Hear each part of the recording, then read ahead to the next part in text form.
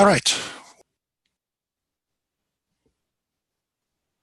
I don't see any questions, so feel free to start when you'd like. Can you see my screen? Yes, I can. Yeah. Yep. So we did this final project, and this is based on time series classification, and we use shapelet transformation and stacked LSTM. So I did it with Ame, and today Ame is not available due to some personal issues. So I'll walk you through this. So this is the content for the slides. So I'll firstly go through the problem statement, then I'll talk about the technology, then I'll talk about the data set and the exploration that we did with that, and the specific domain-specific exploration that we did. And then we'll talk about the couple of classification approaches that we did. First one was stacked LSTM with windowing, and second was shapelet transformation and its implementation. Then I'll compare the results of these two approaches that we took, and then I'll talk about the interpretation that we can do with shapelet and the challenges, and finally the conclusion and references. Yep. So the problem statement that we have was that the doctors are mostly overloaded and they don't have time for a lot of work. So this approach can help them in diagnosing the patient of myocardial infarction, and they can differentiate between the healthy patient and the patient with the issues. And the other issue is that since just reading ECG is not a straightforward task, if you see just one snippet of that ECG, this is called QRS. Even reading this has like 6 parameters, and understanding that will take a long time, and it took us a lot of training for nurses to do the job. So these are technology we use. So we use AWS, Keras, TensorFlow, and Python 3.6. The data set we used is from a PhysioBank. It's a PTB diagnostic ECG database, and it had around 300 subjects. Some of them are healthy controls. A large amount of them are like having myocardial infarction, and there are 100 subjects which have other types of issues. We can download that from a PhysioBank website. It's around 2 GB of data. Then initially we did exploratory data analysis, and we saw the distribution of different diagnostic classes. So majorly it was represented by myocardial infarction, healthy control. So we took those two for our classification purpose, and you see the distribution of that here. So typically when data scientists work, they are not much aware of the domain, but I feel the domain is very important part of machine learning. So we'd gone through some of the research papers and tried to understand how ECG works. So we found that QRS part of the ECG is very important in finding whether somebody has a heart disease or not. So what we did, we took that QRS component and then we matched that with the data time series ECG data that we have.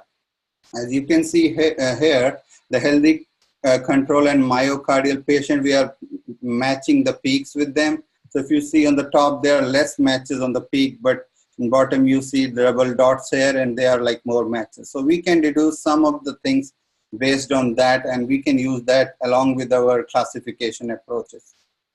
So the two classification approaches that we used, one was stacked LSTM, other was shapelet based feature for finding shapelet in time series and using DTW with various classifiers. So we fed our data of time series because LSTM is very suitable when you have continuous data, and we can split it and then pass through your LSTM. So we divided data in like 2048 subsequences, and we stacked couple of LSTM and couple of dropouts for reducing overfitting, and then we had a dense layer. So this is what we are passing. We are passing the ECG through these layers, and we are finally getting the classification. Yep. So this is the accuracy that we got. So accuracy is quite high, but recall is decent. It's not perfect. So I'll tell you that we are using another approach just to see whether we can increase recall, because recall is very important in medical field. The other approach that we use is shapelet transformation. So how it works is that you pass the model in the data in your algorithm, and it will find the shapelet which identifies the unique patterns in your time series data. And then you calculate the DTW distance, and then you can use any classifier, like we used logistic regression, SVM, and random forest. So you see, when we ran the data through it, it is able to find 3 shapelet of size 9 and 3 shapelet of size 18. And then we were trying to locate that in our time series data. So after that, what we did, we took those shapelets and passed through the time series data and created the feature. We call them shapelet features. So there were 6 shapelets, so we created a data frame with those 6 features. And then we passed these through all our classifier. We use SVM, logistic regression, and random forest. As you can see here, the SVM was the best in all these classifiers. So we took that and compared with the original stacked LSTM. And if you see, the accuracy and precision were not better than LSTM, but the recall is much better. That's probably we need in medical field, because we don't want any person who has a disease to miss out of our classification. So there was a standout thing that we found. There was a paper in which a doctor was going through the shapelet approach, and they found that even in their career as a cardiologist, they see these patterns. That's how they classify 2 different categories of issues. Like if someone is having myocardial issues, they see that their T wave is a medically significant difference between the 2 classes. And this was a quote from that cardiologist. So the challenges initially we faced was it's hard to find the data for the ECG, and finally we found in a physionet.org. Another thing was the computational capabilities, because locally it didn't work because it was in stacked LSTM, but AWS worked very well. But shapelet, we took like many days, but it was not able to run. So in terms of future work, we really want to increase the ability of shapelet approach to work. So we were planning to use fast shapelet approach. And other thing is we explored some of the matrix profile in terms of concept, but we want to extend our shapelet approach to use matrix profile.